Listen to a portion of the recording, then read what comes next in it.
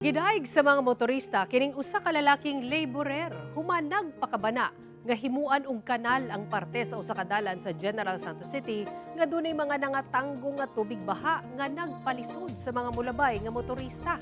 Ato siyang ilailahon sa report ni Efren Mamak. Kung kaniadto, napuno sa mga tubig baha kini mga lubak-lubak o laglum nga bahay ni ining kadalanan sa Purok 6B Barangay Katanggawan, General Santos City.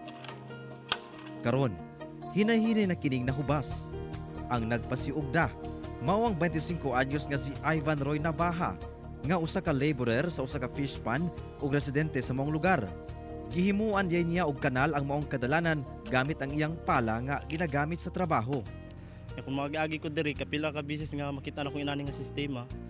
Na-timingan pod sir nga nagdala kog pala nya padulong ta mig pispan. So kumbaga wala ko'y katarungan na di na ko matrabaho ko. Dakong tabang matud pa kaniya ang pagpauga sa maong dalan aron malikay ang uban sa disgrasya. Napay kay sa diri sir nga tuwang gabi mga gimi diri nay matumba diha kay dandog man na diha banda. Abi nila mabaw. Ang maong pagkabana ni Ivan Roy, gidayeg sab sa ubang motorista nga manglabay sa maong lugar. Butan ka siya, ginagabutan ka ba? Imo yung sa niya. Malipayon sab ang kapuyo ni Ivan Roy sa pagkabuutan sa iyang partner.